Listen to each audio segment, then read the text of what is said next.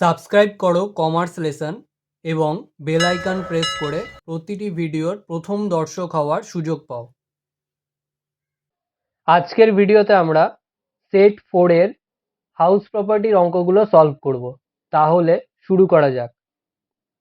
সবার ফার্স্টে আমরা সলভ করব 395 পেজের 5 নম্বর অঙ্ক, যেটা বলা আছে Shashwat is the owner of 2 houses in India.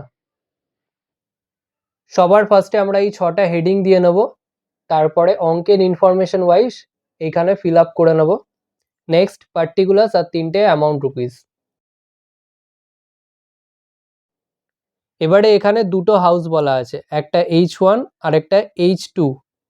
এবারে দেখো আমাদের অঙ্কে কিন্তু কোনটা লেট আউট আর কোনটা সেলফ অকুপাইড সেটা বলা নেই, কিন্তু তার সত্ত্বেও আমরা বুঝতে পারছি এখানে দুটোই লেট আউট। কারণ দেখো এখানে 4 নম্বর যে পয়েন্টটা বলেছে অ্যাকচুয়াল রেন্ট রিসিভড, ওটা 2 ঘরের ক্ষেত্রেই আছে। তাহলে রেন্ট যখন রিসিভ করছে দুটো ঘরের ক্ষেত্রেই, তাহলে দুটো ঘরই নিশ্চয়ই লেট আউট। তাহলে আমরা স্টার্ট করছি হাউস 1 দিয়ে, ব্র্যাকেটে লেট আউট। এবারে যেহেতু লেট আউট তাহলে স্টার্ট হবে রিজনেবল এক্সপেক্টেড রেন্ট দিয়ে। এবারে ফার্স্ট পয়েন্ট আসছে গ্রস মিউনিসিপ্যাল ভ্যালু। তো এখানে দেখো আমাদের অঙ্কে যেটা বলা ছিল সেটা শুধু মিউনিসিপ্যাল ভ্যালু বলা ছিল। যদি আমাদের অঙ্কে শুধু মিউনিসিপ্যাল ভ্যালু বলা থাকে সেটা আমরা গ্রস বলেই ধরবো। তাহলে 30,000 বসে যাচ্ছে গ্রস মিউনিসিপ্যাল ভ্যালুর এগেনস্টে। নেক্সট হচ্ছে ফেয়ার রেন্ট, আমাদের অঙ্কে বলা ছিল 22,500। নেক্সট স্ট্যান্ডার্ড রেন্ট বলা ছিল 25,000। এবারে নিয়ম হচ্ছে প্রথম দুটোর মধ্যে যেটা বড়, তাহলে 30,000 আর 22,500 এর মধ্যে বড় 30,000, আর 30,000 আর স্ট্যান্ডার্ড রেন্ট 25,000 এর মধ্যে যেটা ছোট অর্থাৎ 25,000 সেটা হবে আমাদের রিজনেবল এক্সপেক্টেড রেন্ট। তো নিচে দাগ টেনে ওটাই নিয়ে নেব। ওর এগেনস্টে আমরা যেরকম ভাবে কম্পিউট করলাম সেটাই লিখবো। তাহলে higher of gross municipal value and fair rent subject to maximum of standard rent. Next step হলো অ্যানুয়াল রেন্ট রিসিভড বা রিসিভেবল বসানো। এবারে আমাদের অঙ্কে দেখো বলে দিয়েছিল actual rent received per annum বলে 21,600, আর নিচে ভ্যাকেন্সি দেওয়া আছে 2 মাসের। তাহলে 2 মাস যদি ভ্যাকেন্সি থাকে তাহলে যে অ্যাকচুয়াল রেন্টটা রিসিভ করেছি সেটা নিশ্চয়ই 10 মাসের, সেটা তো 12 মাসের হতে পারে না, 2 মাসের তো ভ্যাকেন্সিই ছিল। তাহলে যে রেন্টটা রিসিভ করেছি অর্থাৎ 21,600 সেটা 10 মাসের সমান, তাই ডিভাইডেড বাই 10 করে আমরা পার মান্থের রেন্ট পেয়ে যাচ্ছি 2160। এবারে আমরা বার করছি অ্যানুয়াল রেন্ট রিসিভেবল, তাহলে ইনটু 12 করব, করে পাচ্ছি 25,920।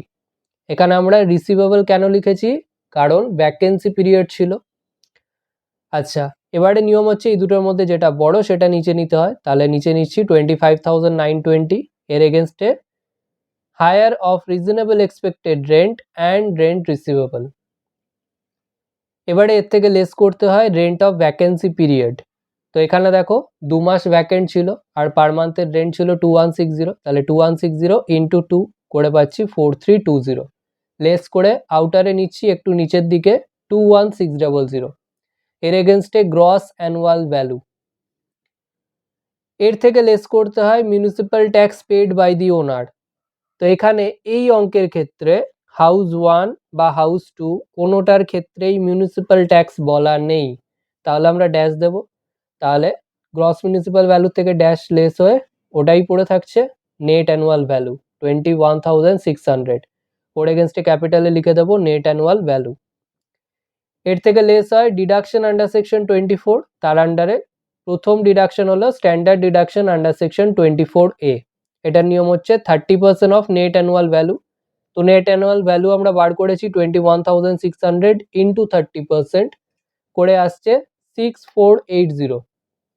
নেক্সট রোমান 2 এর আন্ডারে ডিডাকশন আসে interest on loan under section 24B, যেটা আমাদের অঙ্কে বলা ছিল 3000। এবারে এই দুটো অ্যাড করে আউটারে নিচ্ছি 9480।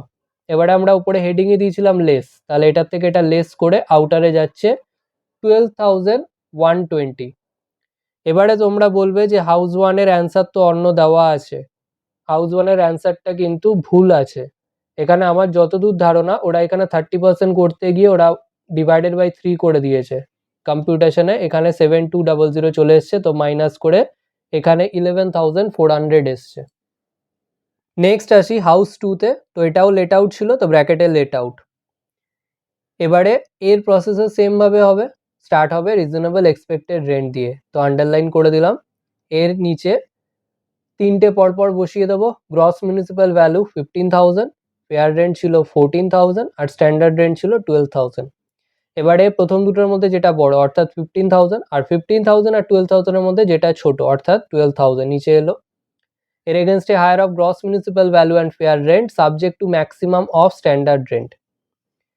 আচ্ছা, এবারে আসি অ্যানুয়াল রেন্ট রিসিভড বা রিসিভেবলে। তো এই অঙ্কের ক্ষেত্রে যেহেতু আমাদের ভ্যাকেন্সি পিরিয়ড ছিল না, সেজন্য এটা অ্যানুয়াল রেন্ট রিসিভডই হবে। এবারে দেখো আমাদের অঙ্কে কিন্তু একটা আনরিয়ালাইজড রেন্ট বলে দিয়েছে 2500। এবারে আনরিয়ালাইজড রেন্টটা কিছুই না, আনরিয়ালাইজড রেন্ট মানে যেই রেন্টটা পাওয়া যায়নি, মানে পাওয়ার কথা কিন্তু পাওয়া যায়নি, অর্থাৎ অন্য ভাষায় বলতে গেলে ডিউ বা অ্যাক্রুড রেন্ট। এবারে যদি না পাওয়া যায় তাহলে সেটা তো রেন্ট রিসিভডের মধ্যে ইনক্লুড থাকবে না। আমাদের তো বলেই দিয়েছে অ্যাকচুয়াল রেন্ট রিসিভডই করেছে 18,000, তাহলে ওটা তো অলরেডি এক্সক্লুডেড আছে। তাহলে এই 18,000 থেকে ভুল করেও আমরা 2,500 মাইনাস করব না। যদি আমাদের অ্যানুয়াল রেন্ট বলতো যে অ্যানুয়াল রেন্ট সামথিং ধরো 20,000, এবারে অ্যানুয়াল রেন্ট হচ্ছে 20,000, তার মধ্যে 2,500 পাইনি, তাহলে পেয়েছে কত বাকিটা? তাহলে আমরা 20,000 থেকে 2,500 মাইনাস করতাম, বাট এই অঙ্কে বলে দিয়েছিল রিসিভডই হয়েছে 18,000। তাহলে রিসিভ যদি হয়ে থাকে তাহলে তার মধ্যে তো ডিউ নেই, তো সেই জন্য আমরা 18,000ই নিচ্ছি, 2,500 এর কোনো অ্যাডজাস্টমেন্ট হচ্ছে না। এবারে যা নিয়ম, এই দুটোর মধ্যে বড়টা নিচে নিতে হয়, তো নিচে দাগ টেনে 18,000 নিচে নিলাম। এর এগেনস্টে higher of reasonable expected rent and rent received. এবারে এইটাই হলো আমাদের গ্রস অ্যানুয়াল ভ্যালু, কারণ এই অঙ্কে তো আমাদের ভ্যাকেন্সি ছিল না। তাহলে নিচে দাগ টেনে আউটারে নেব একটু নিচের দিকে, ওর এগেনস্টে ক্যাপিটালে গ্রস অ্যানুয়াল ভ্যালু। এবারে less municipal tax paid by the owner. এই হাউসের ক্ষেত্রেও মিউনিসিপ্যাল ট্যাক্স ছিল না, তাহলে আমরা ড্যাশ দিয়ে দেবো, দিয়ে লেস করে নিচে 18,000ই আসছে, ওর এগেনস্টে ক্যাপিটালে net annual value. Next less করছি ডিডাকশন আন্ডার সেকশন 24। এর আন্ডারে 1 নম্বর আসছে standard deduction under section 24A, যেটার নিয়ম হচ্ছে 30% অফ নেট অ্যানুয়াল ভ্যালু। তো 18,000 ইন্টু 30% করে আসছে 5400। এবারে সেকেন্ড হাউসের ক্ষেত্রে interest on loan under section 24B কিছু ছিল না, তো ফরম্যাট ওয়াইজ আমাদের এটা লিখতে তো হবেই, তো সেটা লিখে এখানে আমরা ড্যাশ দিয়ে দেবো। তো এই দুটো অ্যাড করে আউটারে 5400ই যাচ্ছে। 18,000 এর থেকে 5400 লেস করে আউটারে যাচ্ছে 12,600। এবারে হাউস 1 এর ক্ষেত্রে ছিল কত? হাউস 1 এর ক্ষেত্রে ছিল 12,120, আর এইখানে আছে হাউস 2 এর ক্ষেত্রে 12,600। এবারে এই দুটো অ্যাড করে আমরা পাচ্ছি 24,720। এটাই ক্লোজ হয়ে যাচ্ছে। এর এগেনস্টে লিখব taxable income from house property. Next আমরা সলভ করব 395 পেজের 5-এর অরের বি এর অঙ্কটা, যেখানে বলেছে compute gross annual value from the following information. তো সবার ফার্স্টে এখানে আমরা 6টা হেডিং দিয়ে নেব। এবারে এখানে হেডে হবে computation of gross annual value of house property. আমাদের তো গ্রস অ্যানুয়াল ভ্যালু বার করতে বলেছে, তাহলে শুধু এটা লিখবো। এবারে এই অঙ্কে নেম অফ দি অ্যাসেসি দেওয়া নেই, তাহলে ডট ডট দিয়ে দেবো, আর বাকিগুলো যেরকম লিখি সেরকমই আসছে। এবারে যেহেতু আমাদের গ্রস অ্যানুয়াল ভ্যালু বার করতে দিয়েছে, তাহলে শুধু আমরা একটা কলাম করব। তো স্টার্ট করছি হাউস প্রপার্টি ব্র্যাকেটে লেট আউট। এবারে যেহেতু লেট আউট স্টার্ট হচ্ছে রিজনেবল এক্সপেক্টেড রেন্ট দিয়ে, সবার ফার্স্টে গ্রস মিউনিসিপ্যাল ভ্যালু, এটা আমাদের বলা ছিল 2,50,000। ফেয়ার রেন্ট এটা বলা ছিল 2 লাখ, আর স্ট্যান্ডার্ড রেন্ট এটা বলা ছিল 3,50,000। এবারে যেরকম নিয়ম, প্রথম দুটোর মধ্যে বড় অর্থাৎ 2,50,000, আর 2,50,000 আর 3,50,000 এর মধ্যে যেটা ছোট অর্থাৎ 2,50,000। এর এগেনস্টে higher of gross municipal value and fair rent subject to maximum of standard rent, যেরকম ভাবে বার করলাম সেটাই জাস্ট লিখলাম। আচ্ছা, নেক্সট অ্যানুয়াল রেন্ট রিসিভড বা রিসিভেবল ডিপেন্ডিং অন আমাদের ভ্যাকেন্সি আছে না নেই। তো এই অঙ্কে ভ্যাকেন্সি ছিল না, তাহলে রিসিভডই লিখবো। তাহলে অ্যানুয়াল রেন্ট রিসিভড।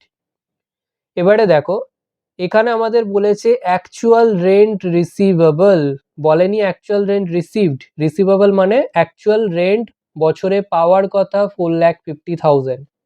এবারে নিচে বলেছে আনরিয়ালাইজ রেন্ট হচ্ছে 25,000।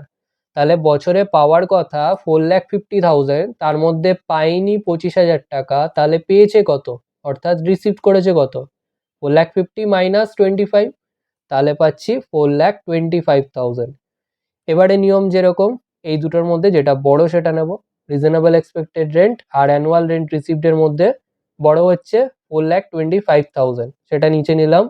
এর এগেনস্টে যেরকম বার করলাম সেটাই লিখবো।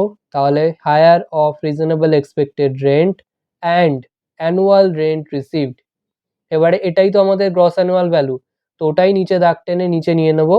ওর এগেনস্টে লিখবো গ্রস অ্যানুয়াল ভ্যালু। এবারে এখানে আমি একটা জিনিস বলে দিই, দেখো এখানে অনেকে কিন্তু করো যে গ্রস অ্যানুয়াল ভ্যালু লিখে ব্র্যাকেটে এটা লিখে দিলে higher of reasonable expected rent and annual rent received. এবারে টেকনিক্যালি কিন্তু জিনিসটা ভুল হয়ে যায়, কারণ গ্রস অ্যানুয়াল ভ্যালু কিন্তু এই দুটোর মধ্যে যেটা বড় সেটা নয়। এই দুটোর মধ্যে যেটা বড় এবং তারপরে rent of vacancy period adjust করে যেটা হয় সেটা। তাহলে এখানে যেহেতু ভ্যাকেন্সি পিরিয়ড নেই, এক্ষেত্রে একরকম নিয়ম, যখন ভ্যাকেন্সি থাকবে তখন আরেক রকম নিয়ম, জিনিসটা কিরকম একটু হয়ে যাচ্ছে না? তো সেই জন্য তোমরা এইটা আগে বার করে নেবে হায়ারটা। যদি ভ্যাকেন্সি পিরিয়ড না থাকে তাহলে নিচে দাগ টেনে ওটাই আমরা লিখে দিচ্ছি 4,25,000 ওর এগেনস্টে গ্রস অ্যানুয়াল ভ্যালু। আজকের ভিডিও এখানেই শেষ। ভিডিওটা ভালো লাগলে লাইক করো, বন্ধুদের সাথে শেয়ার করো। যদি কোনো প্রশ্ন থেকে থাকে অবশ্যই কমেন্ট সেকশনে জানাও, এবং এই ভিডিওটা থেকে যদি নতুন কিছু শিখে থাকো তাহলে অবশ্যই সাবস্ক্রাইব করো এবং দেখতে থাকো কমার্স লেসন।